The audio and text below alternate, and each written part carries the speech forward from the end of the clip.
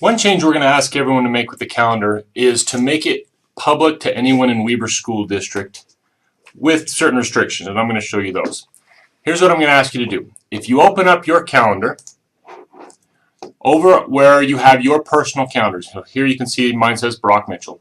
I'm going to use this pull down menu and I'm going to open up Share This Calendar.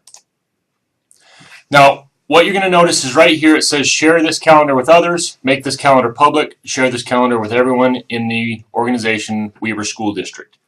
I'm going to ask you check yours so it looks just like mine. So I check that top one and then check the bottom one. Notice if I uncheck the top, it unchecks all of them. If I check it, then I have the option to do either of these. You only need the bottom one. Basically what this is saying is anyone who has a WSD.net account, which doesn't include students, can see what's going on in your calendar. Now from here you have two options. You have see all event details or see only free busy. If you show see all event details, they can see everything. Exactly what's going on, the meetings you have, who it's with. If you select see only free and busy, they're only going to know if you are free or busy. The reason we're asking you to do this is if we are inviting people, we want to be able to know that you're available. And so if everyone is willing to set up this setting this way, it's going to make it pretty smooth and easy for everybody. So once it's set up just like this, you hit save and it takes you back to your calendar.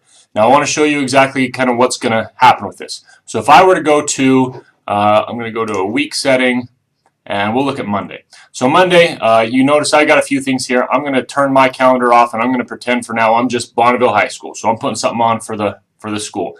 And I'm going to invite myself. So here's what you're going to look like. You're going to double click, start an event. I can help you with all this if you get stuck. But what I want to do is I want to invite certain people. So I'm going to invite Brock Mitchell.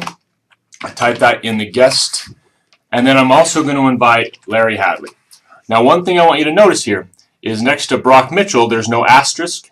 Next to Larry Hadley there is. What that means is Larry's settings are not set up like mine that we just talked about. Here's where this is beneficial. So I can then go over to find a time, click on that, and it's going to show me the availability of different people.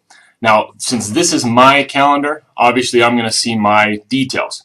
But if it were one of yours, it would just say busy at that time. But what you'll notice is it gives me the Bonneville High School who is requesting Brock Mitchell, who I'm inviting.